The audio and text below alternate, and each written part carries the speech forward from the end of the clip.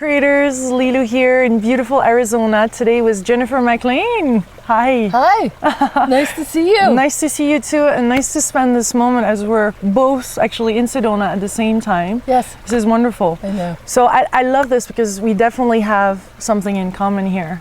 Absolutely. We're interviewing similar people. Yes. And exploring the expansion of our consciousness. yes. Exploring the expansion of the consciousness of the planet. Yeah. And it's fun that I'm here with this co-creator in that beautiful journey. So thank you. You're welcome. You're welcome. Thank you. And we're here on this Juicy Living tour. It's a 12-month tour. Next, we're going to Hawaii and see the dolphins. Well, maybe I'll see you there. Can we take you on the Juicy tour? Maybe. Well, you have done many things. You have a very well-known, I guess, international radio show. It's a teleseminar. It's a teleseminar, and you have products, and you have even a book, the big book of you. Yes. And so you're not just a host, but you're also a teacher, a healer, aren't you? Yes, I am. How does this all fit? Like, what's your story? How did this unfold so that you're becoming now a healer on its own? I mean, this is quite spectacular. Yes. So it's a great question, and it was kind of a long journey, and I always like to do a little bit of analogy and metaphor for folks as I'm talking about my own journey. And the journey is, all of us have this interesting journey. We don't know exactly where we are on our journey. So at any given point, where you are and where I was exactly where I was supposed to be, that led me to this moment here right now with you. So I started my journey in corporate America. I was in advertising and marketing, and I created my own system of marketing called credibility branding. And I wrote a book called The Credibility Factor that talked about that. And that was a really amazing time. It was a challenging time. I didn't enjoy being in corporate America very much. I didn't enjoy having bosses at all. And at the same time, I started on a healing journey. So I've been in corporate America for almost 3 decades. And then I started on a healing journey about 2 decades ago, where it was actually, I was 23 years old when I first started my spiritual journey. Shirley McLean. Oh, yes. Yep. And her show called Out on a Limb. That was it. I'm like, oh my God, I'm seeing something here that is just opening my heart. So I took her book Out on a Limb and I read her entire bibliography. And that started my spiritual journey. And then several years later, I had a very bad jaw problem, a temporal mandibular problem. And so I was on the way into surgery. I basically had a 3-year headache. I had migraines 3 to 5 times a week. Oh, it was debilitating. And I was about 27, 28 at the time. And I was sitting in an office getting ready to talk to a surgeon. And I didn't really want to go that route, but I was desperate. And off of the table flew into my lap a pamphlet of an alternative way to treat TMJ. So I went and explored with this couple. One was the guy who does braces. I can't remember what that's called. The guy who does braces. What's that called? Anyway. The dentist? Yeah, well, kind of. So he was a dentist of sorts, and his wife was a cranial sacral therapist. And so he did applied kinesiology, which is muscle testing, and she did cranial sacral therapy on me. And within the first session, I had relief. Within 2 months, I was cured. So I was like, okay, I'm in. What is this stuff that they did? Yeah. So I got trained as a cranial sacral therapist to start with, and I went into some advanced training. And then I went into polarity, and I trained in that. And then I did some Reiki, and I got trained in that. And this is over about a 5-year period. I spent all of my free time training as a healer. And I was still working in corporate America. And I decided, well, corporate America is paying the bills, and I had a limiting belief at the time that I couldn't make money as a healer.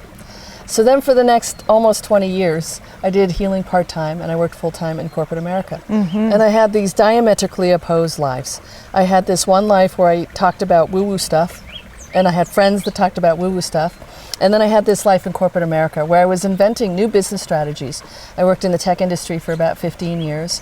I created credibility branding, which was a system of healing that allowed not healing, it was a system of marketing, but it was a system of healing almost, because I used some of my spiritual principles within the system that allowed an expansion for my clients that they didn't know about. Yeah, that's what it sounds like. It was both had an impact on each other. Absolutely. It's not like it was really that separate. Absolutely. So then at the same time, I was also developing my own system of healing called body dialoguing.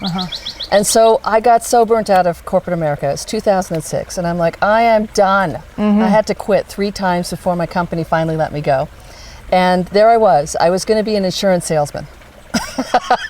that was where I was going. And again, the lesson here for folks is what I did for myself is I had to have a path. I had to have a job. I couldn't just quit. Yeah. So insurance salesman was going to be my next job. That was going to pay the bills. Well, that lasted 2 weeks. I got my license and everything, and it lasted 2 weeks, and it was terrible. So then I'm like, what am I going to do now? So I applied my credibility branding system of marketing to my healing, and I thought maybe I could start my practice. It took me a while to come up with the idea. It took about 1.5 years, and I was still thinking I couldn't be a healer. I still had this limiting belief that I can't make money as a healer. And it was totally a limiting belief because it's not true. Yeah. I'm here to testify now that is not true at all. Not even an inkling of it is true. But so it took me about 1.5 years, and I was playing still with marketing, and I was playing with the new online marketing strategies, and I was getting broker. And I was about 2 weeks away from living in my car. And I had this really huge revelation. The first thing that happened was I had no rent money every month. And yet every month the rent miraculously showed up. And so I had almost 1.5 years worth of rent that showed up miraculously. And I'm like, okay, there's something here. There's some evidence of miracles in my life. And then I got really, really down, and I was in a very dark place, and I heard something really wonderful. I heard, Jen, that which you are seeking outside of yourself is actually within you. The gift that you're looking for is you. That brass ring, there's a thing we call, there's a metaphor in the United States called the brass ring, and we reach outside for that brass ring all the time. And what I heard is, you are the brass ring. That brass ring isn't outside of you, you're the brass ring. And then I started hearing and receiving signs about becoming a healer, really embracing becoming a healer. And embracing what I've been doing for 20 years kind of in the closet. So it's time to come out of the closet and become a healer. And so I applied my credibility branding system of healing, or system of marketing, I keep calling it healing, on my healing practice. And what showed up was Healing with the Masters. So Healing with the Masters is a point of credibility that allows me to be seen as a leader within the industry by being shoulder to shoulder with the other leaders. That's what credibility branding is. So Healing with the Masters showed up, and at the same time I was able to hire a coach that taught me how to monetize it. And it all came together, and the first day of my class with her, I totally understood what it was, what it looked like. I was able to apply my business strategies and my marketing strategies. And exactly 6 weeks later, I interviewed my first guest. And that was in the spring of 2008. So it was a really fun and interesting journey. And again, the metaphor for me is that no matter where you're at in your path, I didn't know I was going to be here when I was in the midst of corporate America. But that training brought me to this place. I didn't know I was going to be here doing healing work with thousands of people in my membership site and through Healing with the Masters when I started becoming a healer. I didn't even think that was possible. I didn't think any of this was possible. Yeah, but yet you stepped in. I really hear that at some point, as you said, it was really seeing that you were it. You were the one. And a lot of people are struggling with that. A lot of people are thinking it's going to, through somebody else, I can live that. What would you say to somebody that really are looking? There's thousands of people looking for their life purpose, love things, and yet it's scattered. It's all over the place. There's like a commitment. I hear a commitment for life, a commitment to your greatness that you said, this is what's going to happen now. Yeah, there's a big shift. Big shift. And there's a couple things that you said in there that were really important. One is, what is your life purpose? Yeah. A lot of people struggle with that. And I really, truly believe that it's a very simple thing, that your life purpose is to live. That's it. My life purpose isn't necessarily to be the host of Healing with the Masters and a healer. My life purpose is to fully experience every aspect of my life to its authentic authentic, richest, and juiciest way. That's your purpose. Your purpose is to live fully, experience fully, embrace the juiciness of your life. And I know I can hear some people saying right now, I have this weird uncanny knack of hearing people in my head who are listening to the shows, and I can hear them saying, yeah, but you don't know me. I'm about to go into foreclosure. My husband just left me, and my son or my cousin or something is very ill. Right? Yeah, I know. Life challenges are showing up. Yeah. Life challenges are showing up. Like right now we have a plane overhead, right? Well, we could be upset by that, we could be disturbed by that, they could be disturbed by that, or we could use it. Yeah. We could say, boy, that's kind of bugging me a lot. Right in this moment, that noise is bugging me. And let's use it, right? So you can use the challenges that are showing up for you right now. If that plane overhead right now is bugging you, use it. What does it feel like in your body right now? Is it bugging you at all, the noise overhead? No. Okay, I'm quite used to it being in Sedona now. There's the planes coming in and out all the time. But you know, we can use it. I'm really being with you right now. I'm very grateful for this moment. And this is really opening a lot for people. Yes. So we get to use the challenges as they show up for us. And what I have discovered is that the challenges, when we move into this place of allowing, when we move into this place of noticing, when we move into this place of being okay with what's showing up, not bracing against it. You know, I call it bracing energy. So many of us go, I want this. You know, I desire this. Yeah. Right? And instead, it's like, this is what I desire. Like, open. Like, even physically right now, open your chest, drop your shoulder blades down your back, and claim who you are. I want this. And then allow yourself to feel everything about that. Feel the dissonance within that, and feel the beautiful, heartfelt opening within that. It's like, wow, yeah, I want this. Ooh, Even though if we don't know what it looks like. Exactly. This as greatness, as magic, as... Yes, exactly. Especially if we don't know what it looks like.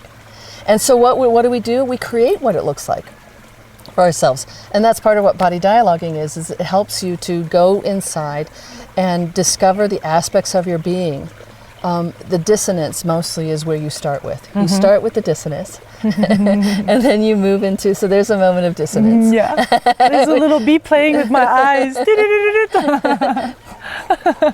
And so we have the opportunity to, again, use all of these moments, right? And so there's a moment of dissonance, and we go, okay, ooh, that doesn't feel good. Where are you feeling that in your body? Where do you feel that in your body? So if there's something going on in your life that's upsetting, where do you feel that in your body?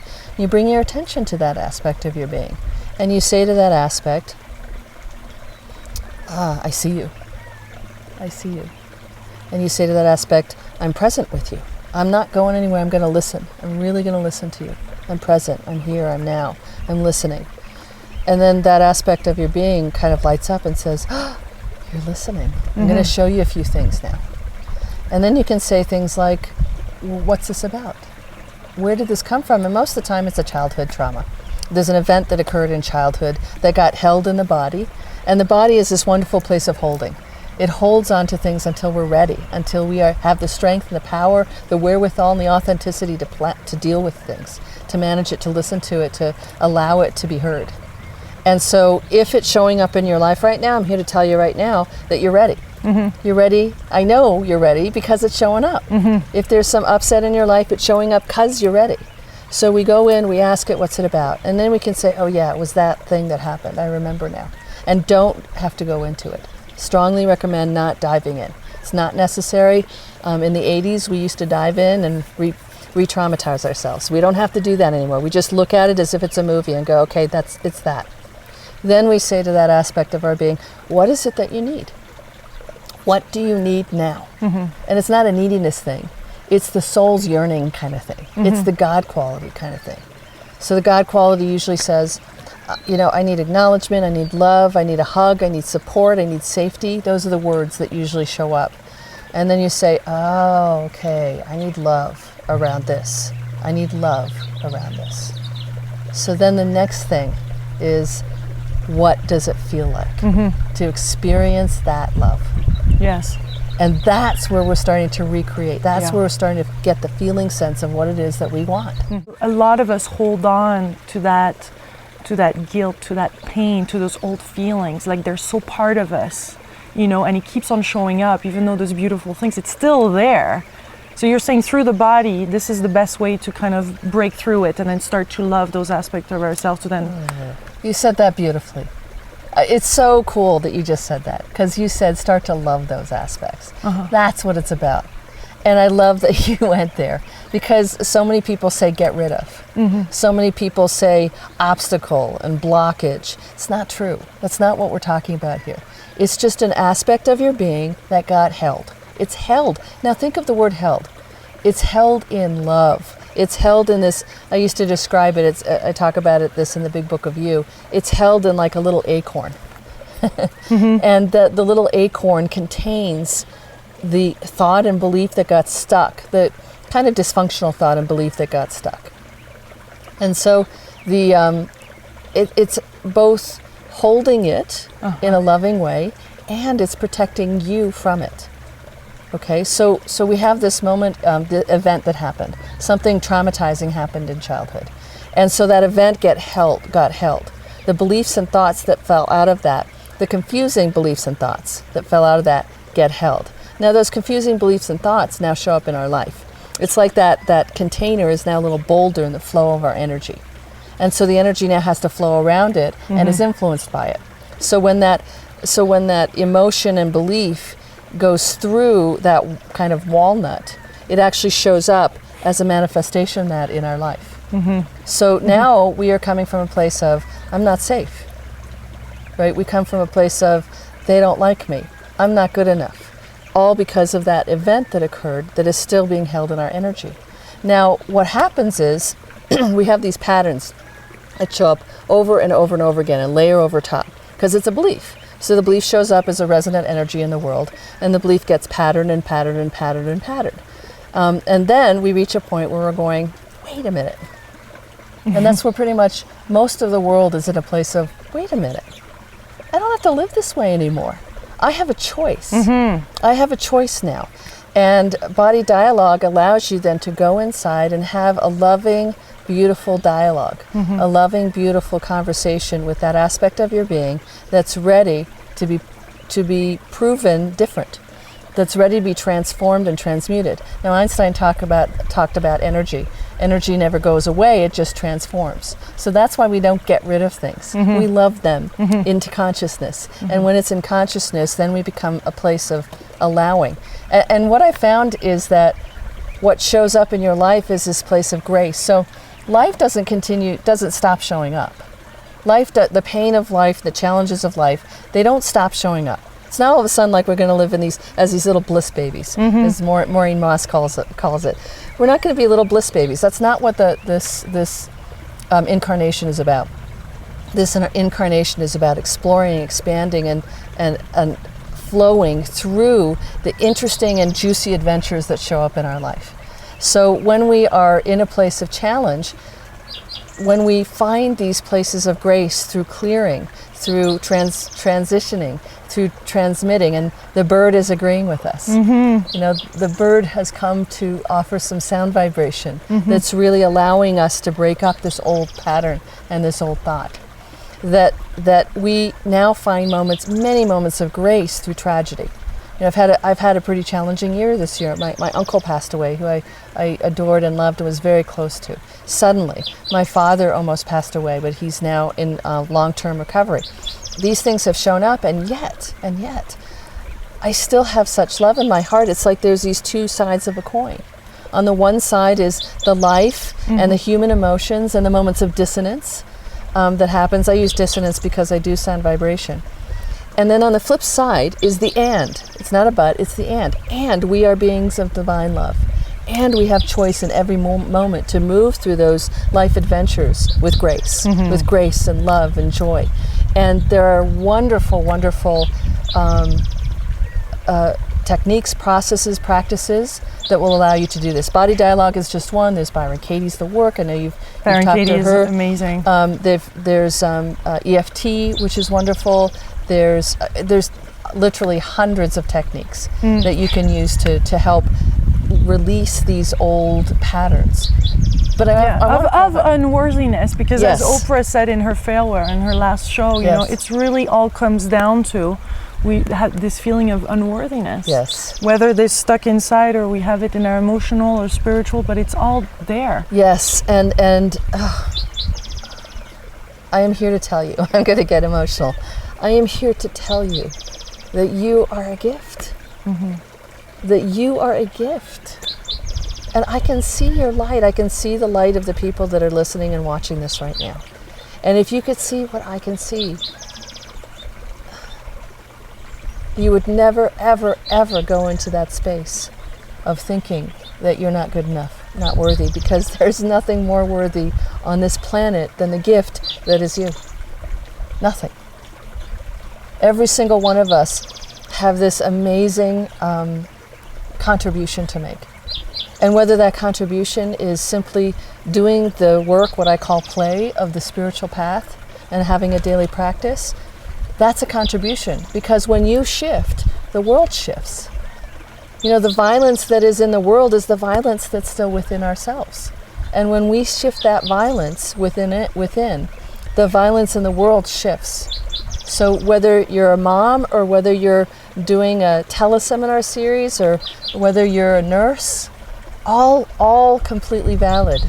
Your gifts are so unbelievably important. So what kind of healer do you think you are?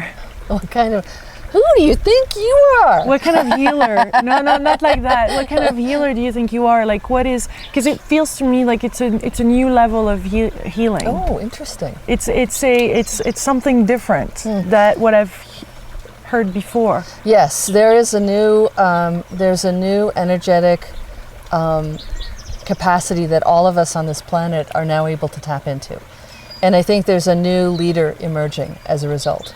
And it has to do with being super authentic, living your path out loud, you know, for real, and talking about, I think the leaders that are going to be moving into the next generation of spiritual leadership are those who are willing to expose their dark aspects, expose the both the light and the dark of their lives.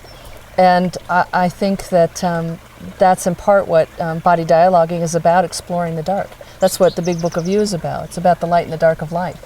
That without the darkness, there is no light.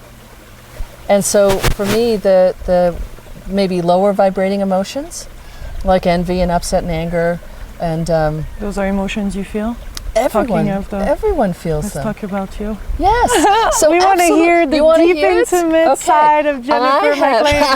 We want to go there because you're an amazing leader. Thank you. Thank you very much. And so are you. Thank you. And you know, it takes one to know one, right? We get to see. We get to see. Yes. And we all have those dark aspects. And there's no doubt about it. There's no one that doesn't, that's alive on the planet right now. And I think the opportunity is to go deep and explore them, to use those lower vibrating emotions as almost breadcrumbs into the soul. Yeah. Because those lower vibrating emotions, if you go inside and say, I'm really freaking angry. Okay, so mine's anger. I've been playing with anger my whole life, and I still continue to play with anger. Yeah. I had a temper tantrum before you got here. Yeah. You know? Yeah. And so that's what I get to explore. And at the same time, I don't have to make myself wrong anymore for having a temper tantrum. I used to a lot. Yeah. I also had a lot more. Now I have moments, I would probably call them more moments of frustration. Yeah. And now I get to use it and say, you know, sometimes I think you have to be somewhat vigilant about this stuff. You know, use the moment, every moment. At the same time, sometimes you can just say, I'm so freaking angry. Yeah. I can't believe this is happening. That's the word that comes out. And then afterwards it's like, I can because it did. So, you know. So then you surrender? What happens in that moment when you see it? Yeah, you surrender to it. You just surrender to it. You allow the feelings, allow them. It's like, I am just angry right now and that's it. Or, I am really angry right now. What does it feel like in my body right now? Oh yeah, there's that one. Yep. What is it you need, beautiful aspect? What is it that you need? And it's like, I just need some softness and space. That's what I'm hearing right in this moment. Yeah. I'm like, oh, okay. What does softness and space look like? What does that look like and feel like? So what does softness and space look like? Feels like a cloud. Yes. Ah, there it is. And so there it is. The anger's gone. And it's been transformed into what my soul is yearning for. So every dark emotion is just giving you a path to access what your soul is yearning for in its opposite. There's a beautiful little hummingbird that showed up. Hummingbird is joy. So there's these beautiful moments of synchronicity that can show up in your life at the same time as you're exploring this. Is that when you were doing that suddenly those angelic voice came out of you? Well, is it part of that healing journey? I think there are so many aspects of our being. And when we acknowledge each of them, the joyful ones and the loved ones and the challenging ones. And I also want to do a caveat. I'm just being nudged by my guides to do a little caveat right now, which is we also don't have to only do the negative ones. We can actually have many, and most people who are really on a spiritual path, they forget to celebrate the joyful moments, to celebrate the moments of love. So when you're feeling your heart open, stop. Enjoy it. No. But seriously, celebrate those moments, because those are the moments that allow the blueprint, the energetic signature of that to even expand more. So when you're working out in a gym, you use resistance training, right? It's the same idea here. Use the resistance in your life as the training to allow you to go deeper and to expand even brighter, even more. But yes, there's a whole new system of healing, I believe, that is really and those angelic that. voice too are part of it. You're not going to get away from it. I want Jennifer to sing here. You want me to sing? Yes. Okay. Tell us about how this came about, and then let's hear that angelic voice. It came in I do my best work in the bathtub. And so most of us do. And you know why? Because most of us aren't thinking in the bathtub. It's our one moment of not thinking, and then ideas come. The same with driving. So just imagine if you could quiet your mind a lot of the time, all the inspirations that would come through. So this was one, and I used to sing in the choir. And then I met John Ballou, who was a sound vibration specialist, and he used tuning forks. And I'm like, gee, I wonder if I could just use my voice. So in the tub, I started doing toning, and I was like getting these expansions and these letting go, and I could feel the sound moving in and releasing old aspects that were no longer needed, old dense resonant energy that's no longer needed, and it just goes in and breaks it up at this foundational level. I haven't done a lot of research about sound vibration. I just kind of wanted to keep it pure. I didn't want to go into all the scientific because it felt so sweet and innocent. So I decided to not do a lot of research on it. So I don't have a lot of research. It's mostly intuitive. Yeah. And what I do is I feel that is as valid as scientific. I think science is incredibly important because it allows the mind to grasp something, and which releases the heart. But in this instance, I have none. But there's lots and lots of scientific proof about sound vibration healing.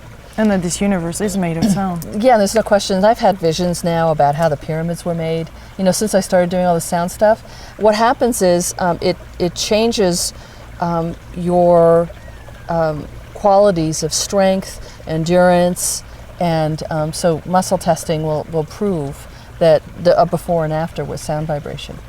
And so if it makes someone stronger and have more endurance, just imagine there's two levels of sound vibration that I was shown. One is it actually raises rocks and moves them. And the other aspect is it raises the vibration of the individual so that they're stronger to manage big boulders and rocks. So that's the vision. So I have no scientific proof for that. That's kind of woo-woo stuff. But what I do know is that when we do a process, as we just did with some body dialoguing, when you use sound vibration at the end, it kind of takes the weave of the new foundation and tightens it. So that's what my experience of sound vibration does. And it also goes in and clears. So I'd be happy to do a soul song. Let's do it. What would you like? Do you have a specific topic that you would like? I do a soul song usually based on a theme. A theme? Yeah. How about the juiciness of life? Okay, a juiciness of life soul song. And so you can listen to this over and over and over again whenever you want. there's so much wildlife around here. We've got birds and hummingbirds and dragonflies, and so they're all going to be contributing. I'm going to ask them to show me. And what I do is I go to the juiciness of life. I go to that essence of that, and it starts singing to me in my head, and the notes come through.